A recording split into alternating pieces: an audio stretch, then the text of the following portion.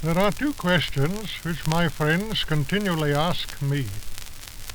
One is how I came to write Sherlock Holmes, and the other is why I became a spiritualist and about spiritualism generally. With regard to Sherlock Holmes, I was, when I wrote it, a young doctor, and had been educated in a very severe and critical medical school of thought, especially coming under the influence of Dr. Bell of Edinburgh, who had most remarkable powers of observation. He prided himself that when he looked at a patient, he could tell not only their disease, but very often their occupation and place of residence.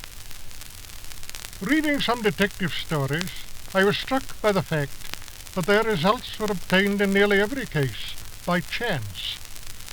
I except, of course, Edgar Allan Poe's splendid stories, which, though only 3 in number, are a model for all time. I thought I would try my hand at writing a story where the hero would treat crime as Dr. Bell treated disease, and where science would take the place of chance. The result was Sherlock Holmes, and I confess that result has surprised me very much, for I learned that many schools of detection, working in France, in Egypt, in China, and elsewhere, have admittedly founded their system upon that of Holmes. To many he seems to be a real person, and I have had numerous letters from time to time addressed to him from all parts of the world, and the most quaint requests, including what was virtually an offer of marriage. His autograph also is much in demand. Now as to the more serious subject. The result of my medical education in the days of Huxley and Haeckel was to make me agnostic in matters of religion, and certainly I had no belief that we survived death. I've always, of course, kept my mind open to new ideas, for the day a man's mind shuts is the day of his mental death.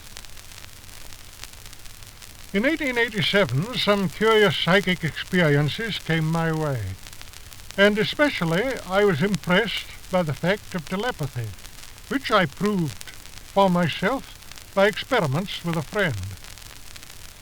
The question then arose, if two incarnate minds could communicate, is it possible for a discarnate one to communicate with one that is still in the body? For more than 20 years I examined the evidence, and came finally to the conclusion beyond all doubt that such communication was possible. I could give hundreds of illustrations to prove my point, but I can only refer you to the literature of the subject. I took my proofs from actual personal experiments, as well as from the work of such great men as Sir William Crookes, Myers, Dr. Russell Wallace, and others. The full importance of the matter did not come home to me until the war, when all the world was asking, where are our dead boys? And getting such unsatisfactory answers, both from the churches and from science. Then it was that my wife and I felt that our knowledge on the subject was of enormous importance, and that we could answer this universal question. 12 years of our lives have now been spent in trying to impart our knowledge to others, in the course of which we have traveled 75,000 miles, and we have addressed 250,000 of people. The work has now been too much for me. It has weakened my heart, and I am temporarily disabled. But perhaps by this record I could say a word to a new and worldwide audience. That word is that there is nothing in this new knowledge to destroy the foundations of your present belief, but, on the contrary, that it adds a knowledge and a feeling of security such as no other system of philosophy has been able to give.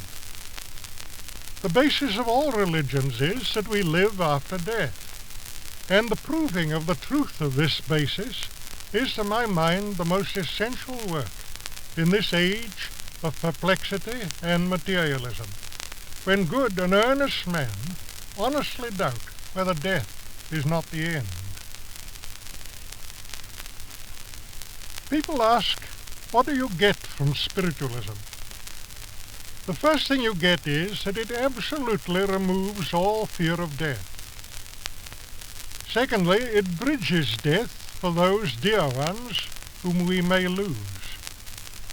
We need have no fear that we are calling them back, for all that we do is to make such conditions as experience has taught us will enable them to come if they wish, and the initiative lies always with them. They have many times told us that they could not come back if it were not God's will, and that it makes them intensely happy to be able to help and to comfort us, to tell us about their happy life in that world to which we are in our turn destined to come. People say that only trivialities come through. In effecting recognition, this has some truth. If, for example, some dear one returned to me, he could not prove his identity to me by discussing high matters. But he could do so by reminding me of past private experiences known only to himself and to me. But in contact with higher spirit people, we do get lofty religious teaching and most inspiring knowledge. The press, unfortunately, usually only notices spiritualism when fraud or folly is in question. Fraud and folly do exist, as in everything.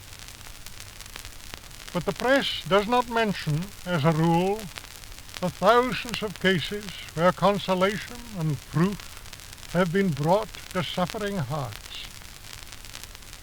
We bring important facts, new facts, which will revolutionize the whole thought of the human race, both in religion and in science. It is the great question of the future, and it will end by making religion a real living thing, so that all doubt of God's goodness or of the destiny of mankind will be forever banished, since we shall each be in actual touch with what is higher than ourselves, and the communion of saints will at last be an established fact.